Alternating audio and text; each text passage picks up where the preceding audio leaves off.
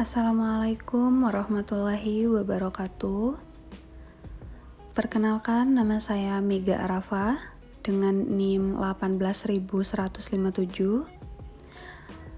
Baik, di sini saya ingin mempresentasikan mengenai konsep dan siklus perencanaan pembangunan. Yang pertama, ada pengertian dari perencanaan pembangunan, merupakan cara maupun teknik yang digunakan untuk mencapai suatu tujuan tertentu dalam proses pembangunan sehingga mampu mewujudkan masyarakat yang makmur dan sejahtera. Selanjutnya, pengertian perencanaan menurut Undang-Undang SPPN merupakan satu kesatuan tata cara perencanaan pembangunan dengan tujuan menghasilkan rencana-rencana pembangunan baik dalam jangka panjang, jangka menengah, maupun jangka tahunan, yang mana rencana tersebut dilaksanakan oleh unsur penyelenggaraan negara.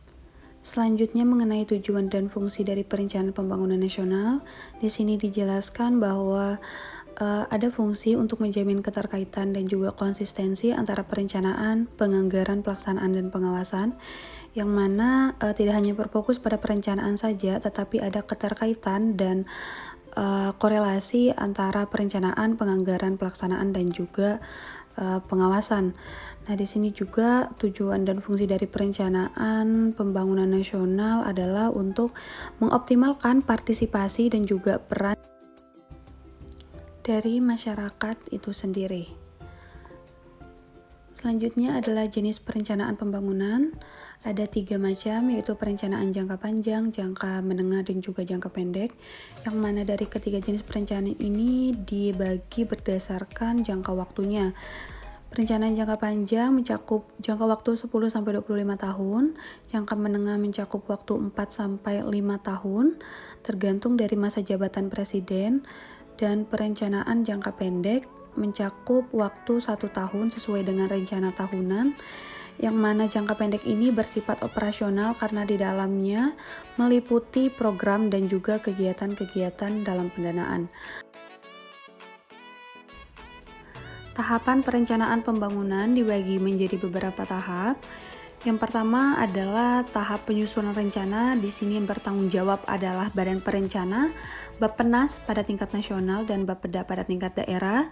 Kegiatannya adalah menyusun naskah maupun rencana pembangunan yang dilakukan secara formal. Selanjutnya adalah tahap penetapan rencana.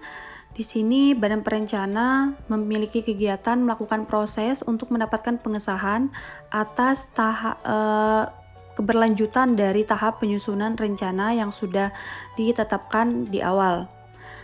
Yang ketiga adalah tahap pengendalian pelaksanaan rencana. Di sini perencana mempunyai tanggung jawab untuk mengendalikan pelaksanaan rencana bersama SKPD yang bersangkutan. Yang keempat adalah tahap evaluasi keberhasilan atas pelaksanaan rencana yang sudah dilaksanakan, yang meliputi evaluasi terhadap kinerja dari kegiatan pembangunan untuk mengetahui apakah pembangunan yang telah dilaksanakan tersebut sudah sesuai dengan apa yang telah diharapkan, sudah memenuhi tujuan-tujuan untuk dapat dimanfaatkan oleh masyarakat setempat.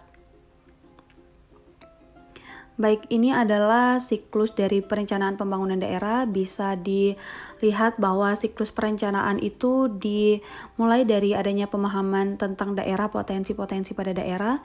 Yang selanjutnya adalah penerapan visi dan misi, perumusan tujuan apa yang akan dicapai, mengidentifikasi strategi alternatif yang akan digunakan, menguji atau pengujian alternatif atau program strategi yang sudah ditentukan.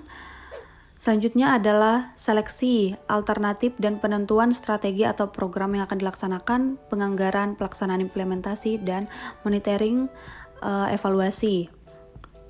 Ini merupakan pola siklus perencanaan pembangunan, sama saja seperti siklus pada bagan lingkaran yang sudah dijelaskan tadi.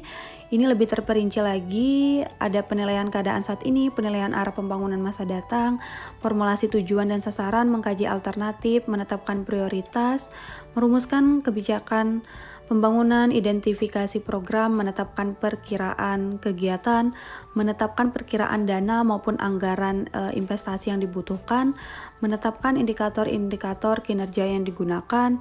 Yang terakhir adalah penyusunan rencana.